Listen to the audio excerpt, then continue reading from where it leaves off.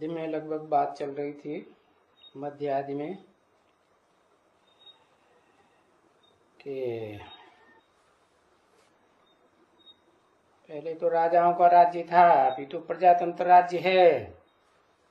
और इस प्रजातंत्र राज्य में तो ये धर्म भ्रष्ट, कर्म भ्रष्ट, प्रजा का पंचायती राज्य हो गया। एक का राज्य हुआ कि 5-5 का राज्य हो गया है? हाँ, वसुधैव कुटुंबकम बनाया जाए, सारी वसुधा कुटुंब बने, तो फिर राज्य एक का होना चाहिए। कुटुंब में कि अनेकों का राज्य होना चाहिए है? एक का होना चाहिए। तो है वास्तव में कितनों का है? वो राज्य कहाँ है? कुटुंब में है ना। तो क्या कहते हैं? घर परिवार कहते हैं ना। तो घर किसे कहा जाता है?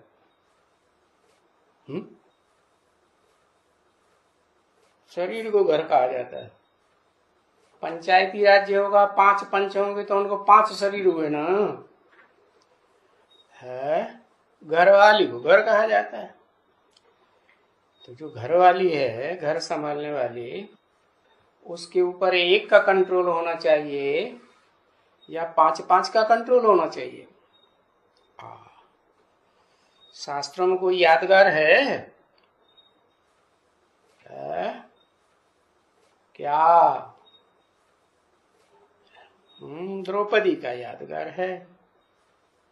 उसको बताया था कि काम्पिल्य नगर के राजा के यहाँ जब यज्ञ हुआ तो यज्ञ कुंड में से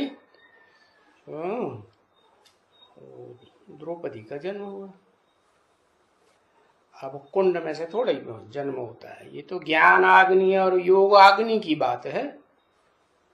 क्या भगवान ने आकर के इस सृष्टि पर वसुधैव कुटुंबकम बनाने के लिए जो ज्ञान यज्ञ रचा, और उसमें से जो ज्ञान यज्ञ के संपन्न होने के साथ ही योग की ज्वाला निकली, तो किसका जन्म हुआ है? द्रौपदी और धृष्टद्युम्न, 2 का जन्म हुआ।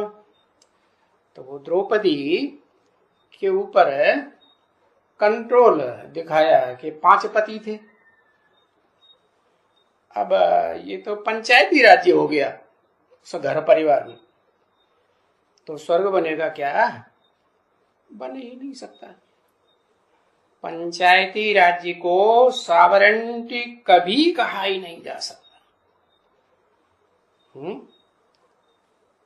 राजा के राज्य को कहा जाएगा कि पंचायती राज्य को सॉवरेंटी कहा जाएगा? नहीं। पर ये पत्थर बुद्धि होने के कारण,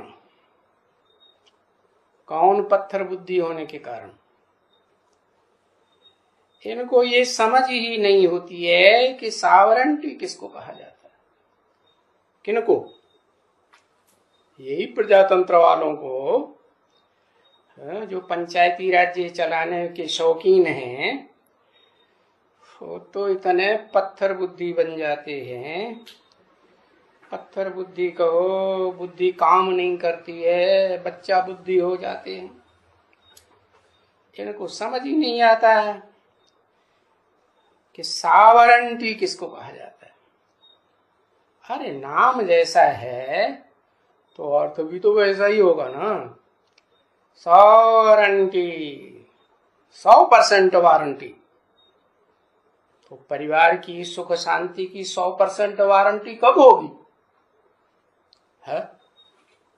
घर की धरित्री अच्छी होगी तो घर सुखधाम बन जाएगा, और घर की धरित्री विभिचारिणी है तो सुखधाम झगड़ा, लड़ाई, टंटा झगड़ा, मनसा वाचा होता ही रहेगा, कर्मणा कार्य। तो बताया उनको पता ही नहीं है। किनको? पांडवों को। हाँ, पांडवों को भी पता नहीं था।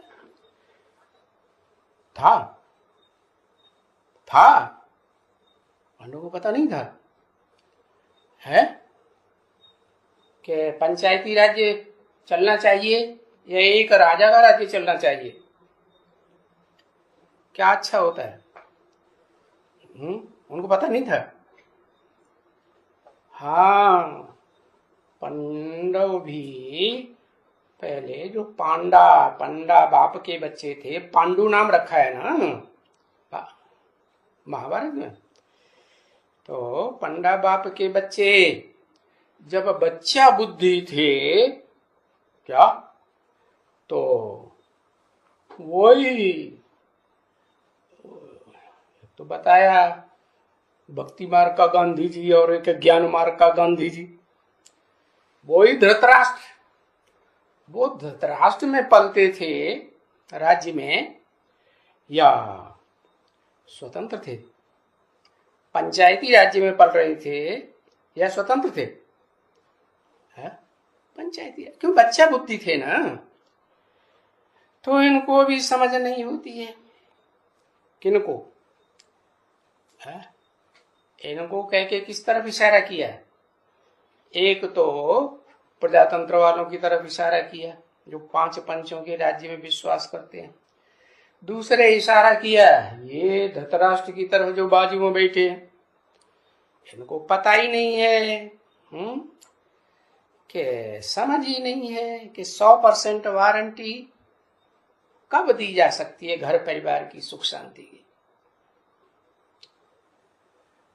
तभी बाप कहते हैं ये तो जंगल के जानवर है ना।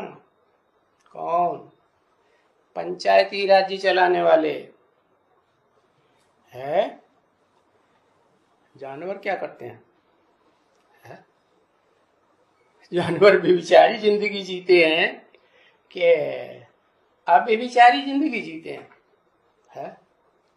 स्वर्ग में देवताएं भी बेविचारी थे तो जीव जंतु होते थे वो भी बेविचारी थे, क्योंकि मनुष्य सुधरता है तो दुनिया सुधर जाती है। मनुष्य में मन बुद्धि है ना।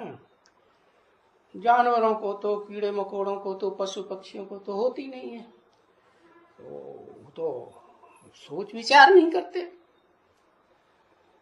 तो जंगल का जानवर बता दिया। और जंगल कहा ही जाता है कांटों का जंगल। वो कोई फूलों का बगीचा थोड़े ही है।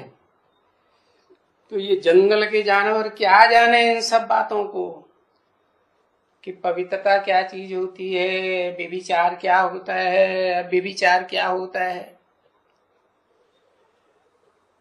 तो ये समझाने में कोई हर्जा थोड़ा ही रहता है। क्या बात समझाने में है कि पंचायती राज्य चलने से वसुधा कुटुंब बने, वसुधैव कुटुंबकम बनेगा। सारी वसुधा एक कुटुंब बन जाएगा। अलग अलग धर्मों का राज्य खत्म हो जाएगा।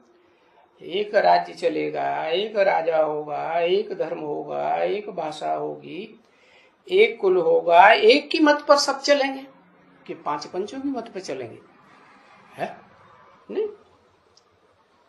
तो ये बात समझानी होती है। क्या विशेष बात क्या हुई समझाने की कि जानवरों की तरह जिंदगी नहीं जीना है व्यभिचारी बन करके। नहीं, ये बात समझाने के लिए हैसियत चाहिए।